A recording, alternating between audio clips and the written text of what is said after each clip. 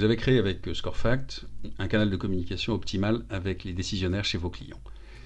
Vous avez donc maintenant dans les mains un outil de niveau board qui vous permet de communiquer avec les décisionnaires chez vos clients.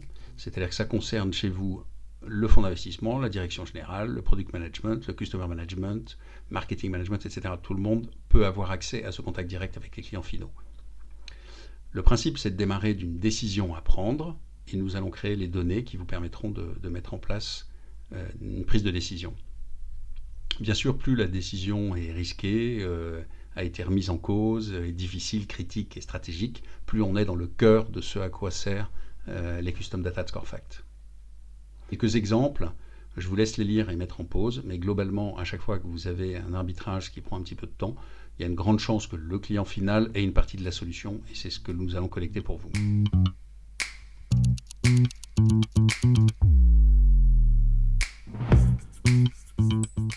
Quelques exemples classiques.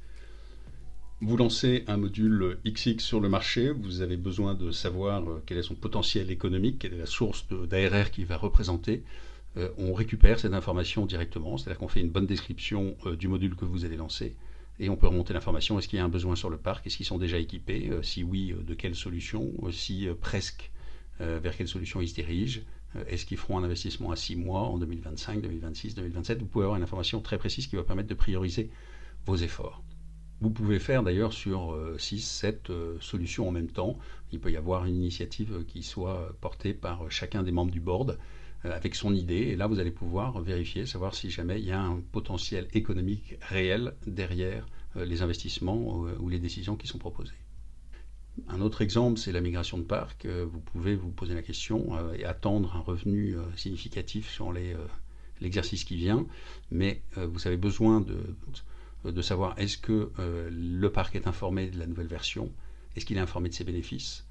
Si jamais cette information n'est pas remontée jusqu'au décisionnaire, il y a peu de chances qu'il y ait une décision rapide qui se fasse. Quels sont les bénéfices qui sont prioritaires, sur lesquels il faut pousser? Ça ne sert à rien d'attaquer tous les arguments en même temps.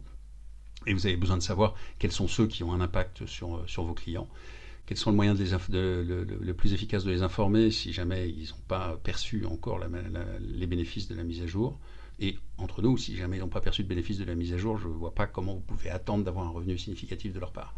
Mis à part les forcer à la baïonnette, et ça génère derrière plutôt de l'insatisfaction qu'autre chose.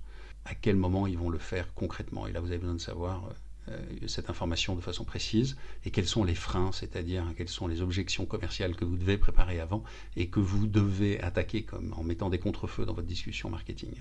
Une fois que vous avez toutes ces informations, vous pouvez savoir exactement quand est-ce que votre revenu est là, si ce n'est pas satisfaisant, sur quoi il faut agir, et si c'est satisfaisant, comment augmenter la rapidité d'adoption de la mise à jour. Un autre sujet que je pense qui est assez classique, mais qui est l'augmentation de la maintenance. Vous pouvez avoir un fonds qui vous dit « Allez, go, il faut augmenter la maintenance, elle est trop faible », et la direction client qui dit « Mais non, si vous faites ça, on va perdre 50% des clients ». Quelle est la réalité derrière? Il y a un moment, il faut objectiver cette information. Vous avez besoin, pareil, de savoir s'ils sont informés sur le contenu et les bénéfices de la mise à jour, quels sont les bénéfices prioritaires, quelles améliorations sont prioritaires, quelle contrepartie financière est acceptable en fonction de ces améliorations, les freins potentiels, qu'est-ce qui bloque. Tout ça, on le fera très en finesse pour répondre exactement à vos questions et que vous soyez capable de prendre des décisions éclairées. Je vous donne un dernier exemple. Vous avez lancé une nouvelle offre, vous trouvez qu'elle est parfaite, vous ne comprenez pas pourquoi il y a une adoption qui est lente sur le terrain.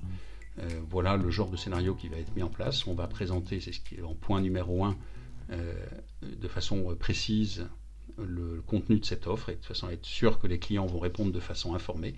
Vous en profitez pour faire une communication forte auprès des dirigeants de vos clients.